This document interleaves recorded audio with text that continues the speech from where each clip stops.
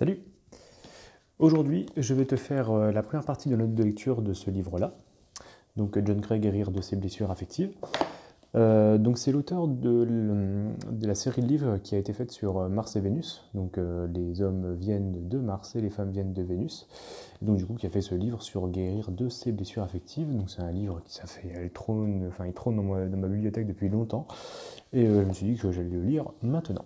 Donc du coup, je vais essayer de te parler un petit peu de ce que j'ai retenu, des choses qui me semblent le plus important. Donc là, je suis à peu près à la moitié et je vais te parler un petit peu des choses qui me semblent importantes. Déjà, la thèse de base pour John Gray, c'est que si tu réprimes absolument toutes tes émotions, ça va être compliqué pour toi de pouvoir aimer et de vivre la relation à l'autre de manière un petit peu plus efficace. Et surtout, d'ailleurs, si tu ne t'aimes pas toi-même, pareil, ça va être très compliqué de pouvoir s'aimer, enfin, de pouvoir aimer l'autre. Donc pour lui, c'est quelque chose qui est un petit peu normal, dans le sens où quand tu es adulte, par rapport à l'enfance que tu as eue dans, on va dire, l'Occident, c'est-à-dire qu'on va toujours essayer de réprimer absolument un petit peu toutes ces choses qui sont un petit peu naturelles chez l'enfant, qui va être d'avoir de l'amour propre, d'avoir des désirs qui vont être égoïstes, de se montrer tel que l'on est, de commettre des erreurs et d'exprimer ce que l'on pense. À chaque fois, les parents, ou même la société en général, va essayer de réprimer absolument ces 5 aspects et va te dire que c'est mal, justement, de faire ces choses-là. Ensuite, John Gray, il va parler des masques que tu vas développer au fur et à mesure de ta vie par rapport à justement la vie en société que tu vas avoir et la relation à l'autre que tu vas avoir pour pouvoir obtenir soit de l'amour, soit te protéger par rapport à de l'abandon ou du rejet que tu peux avoir avec les autres. Donc, il pose 13 masques. Donc à chaque fois que tu vas devoir t'identifier, savoir si est-ce que tu fais partie de ces masques-là ou pas. Tu as un petit tableau à la fin que tu vas remplir pour voir à quel stade tu es, sachant toi de 1 à 5, est-ce que le masque que tu es, est-ce que tu l'as en toi ou pas. Il faut que tu fasses aussi avec ton père et ta mère, je pense à mon avis, c'est pour voir vers qui tu ressembles le plus et qui tu t'opposes le plus, à mon avis. Hein. Là, j'en suis pas encore, il n'a pas plus expliqué que ça pourquoi tu devais faire le père et la mère. Bon, c'est pour dire.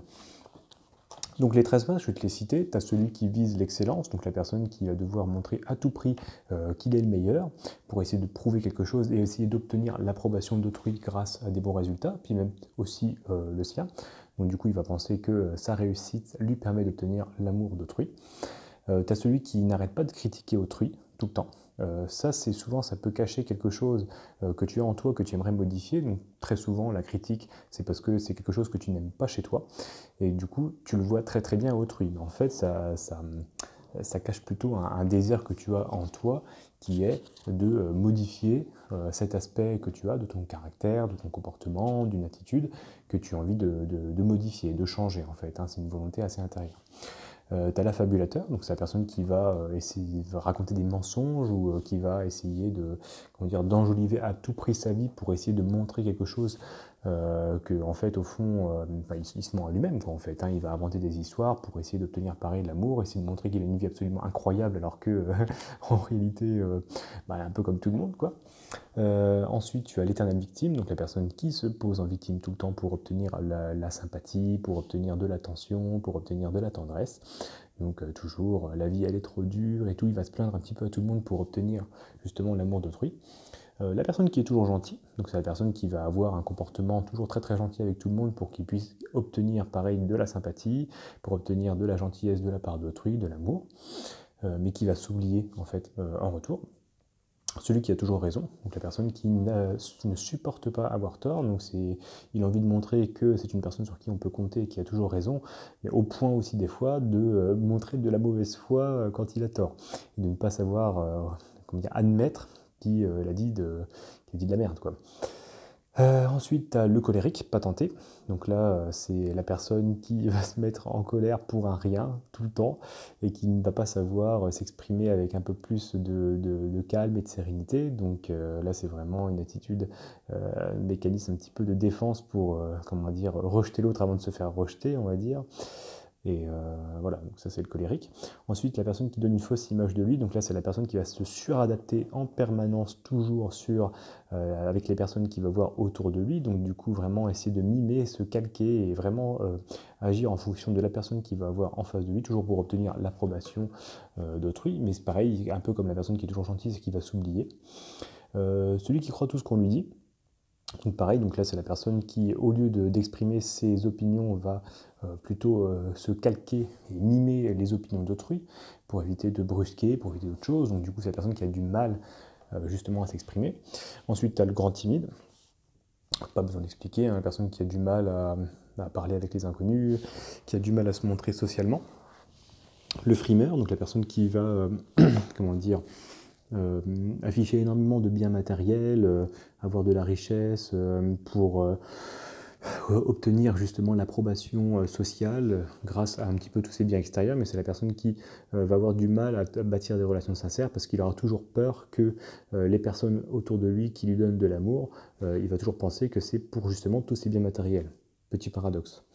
Ensuite, tu as le solitaire. Donc là, c'est la personne pour éviter de se faire rejeter, pour éviter de gérer toutes les émotions que va générer les relations humaines avec les autres. Là, il va s'enfermer, hein, il va se mettre tout simplement dans un coin pour éviter de vivre la relation à l'autre et de pouvoir voilà, avoir une absence de trouble, hein, tout simplement.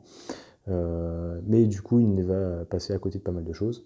Et enfin, dernier, c'est le martyr, donc la personne qui pense que c'est par le sacrifice qu'il va pouvoir obtenir l'approbation d'autrui, l'amour, l'affection. Donc du coup, c'est toujours en s'oubliant à chaque fois et en se faisant mal pour autrui qu'il va pouvoir obtenir l'amour. Ensuite, John Gray fait un petit focus sur le couple et le mariage. C'est-à-dire qu'en fait, il fait un constat que dans les relations de couple, même le mariage tout court, c'est qu'il y a à peu près la moitié qui finissent en divorce. Et que dans les 50% qui restent, tu en as beaucoup qui restent juste par habitude et qu'il n'y a plus d'amour, tout simplement. C'est-à-dire qu'avec le temps, la passion, elle s'effrite, parce que pour lui, il te reste juste ce constat. C'est-à-dire que pour lui, c'est possible de garder toujours cette passion amoureuse, de garder toujours cette flamme qui reste, et pour ça, il va donner un petit peu les clés ensuite, qui est qu'il faut savoir dire la vérité, de ne jamais cacher ce que l'on ressent. C'est-à-dire que quand tu as des émotions, quand tu as quelque chose de négatif, tu as vécu quelque chose de négatif, et ben c'est de savoir le dire. Parce que très souvent, là il fait un petit schéma, et c'est assez simple, enfin il a fait un petit dessin, je t'ai pas montré, mais en fait au fur et à mesure de toutes les pages, tu as toujours des dessins qui sont assez marrants. C'est très bien écrit, c'est très sympa à voir. Et donc du coup pour lui, il y a 5 niveaux émotionnels que tu vas ressentir quand tu vis une situation un petit peu négative. Les 4 premiers, c'est la colère, les reproches, les ressentiments. Ensuite, à la souffrance, qui sont liés à la tristesse, à la déception. Ensuite, à la peur et l'insécurité que ça va générer. La culpabilité, le remords et le regret.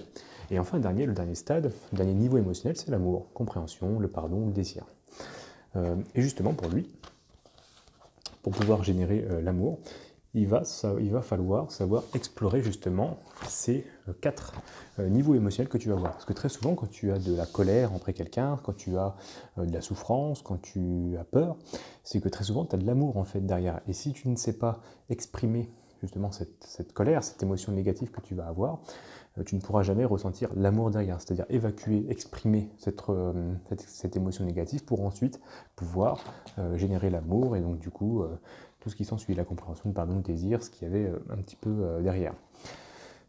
Donc il faut savoir explorer la chose, et donc du coup il dresse après au chapitre suivant savoir qu'est-ce qui va se passer finalement si tu n'exprimes pas tes émotions dans les relations que tu vas avoir autour de toi.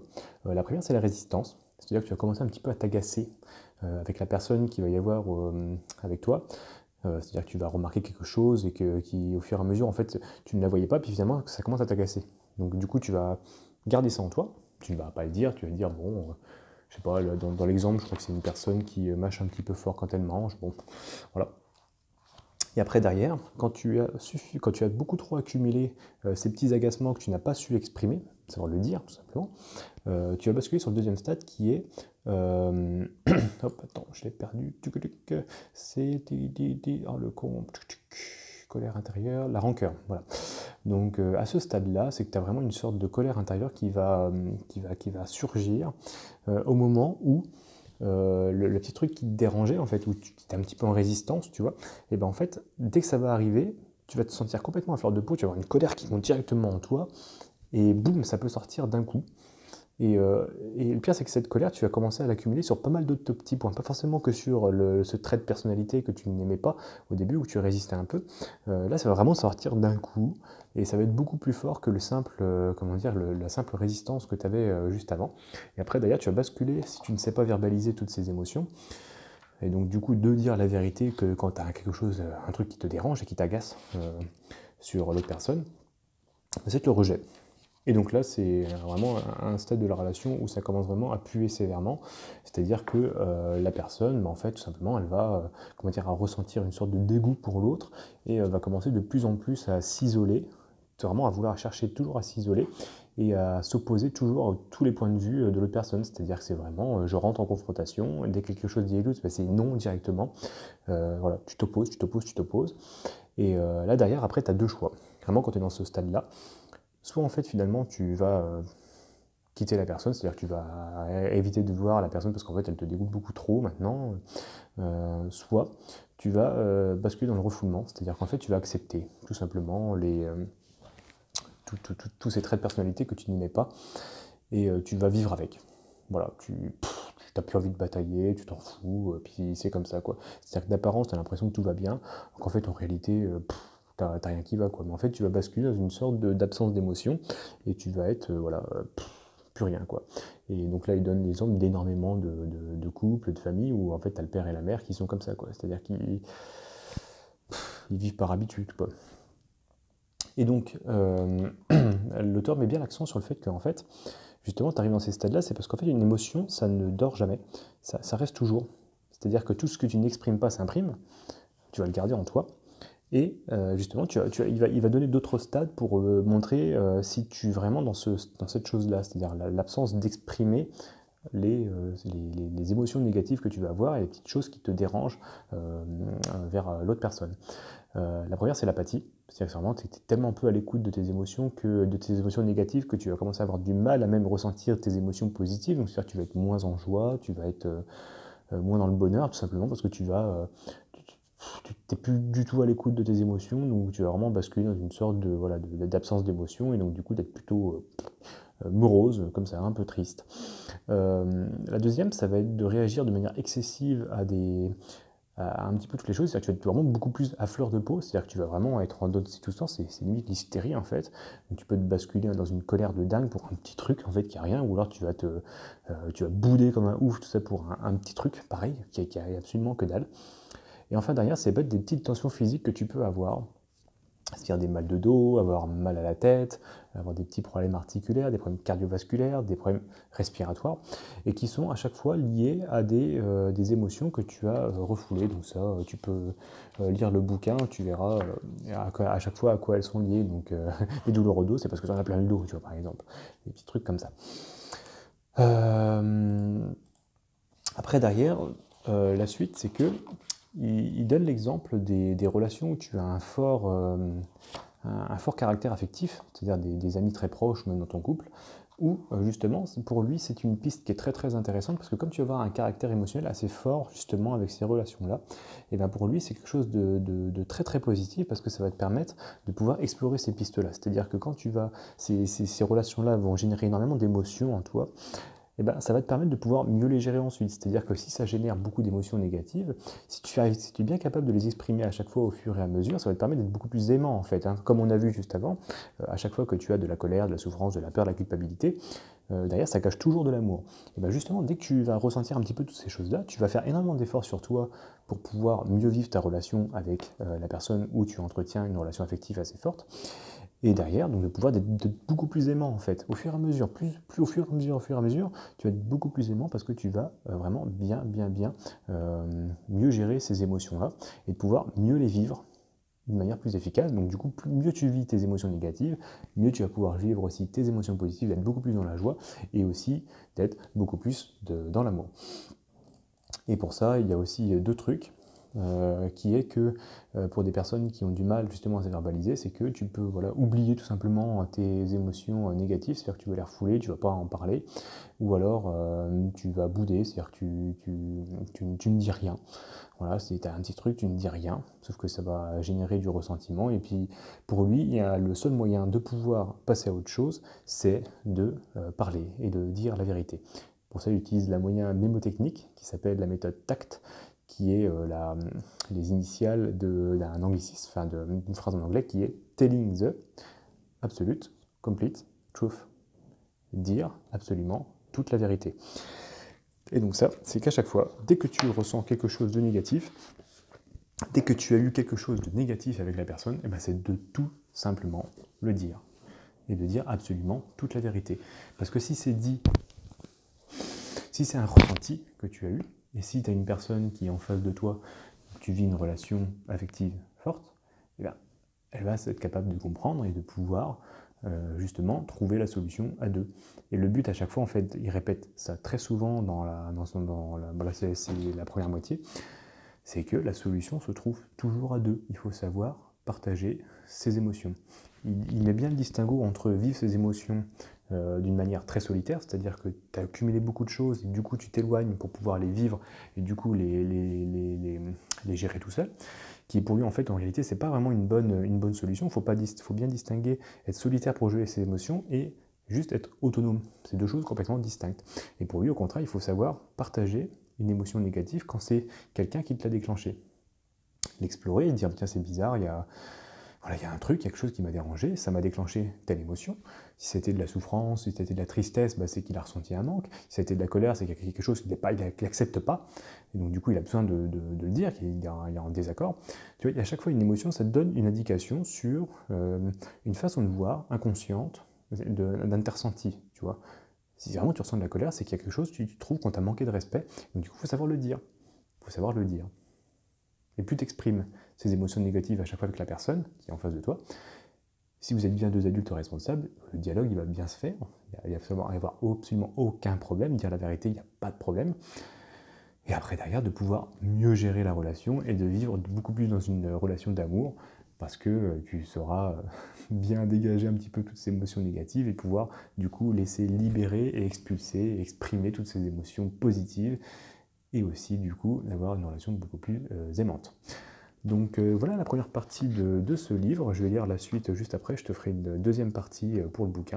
Donc moi j'aime bien, c'est très très sympa, je te recommande de le lire. Allez salut.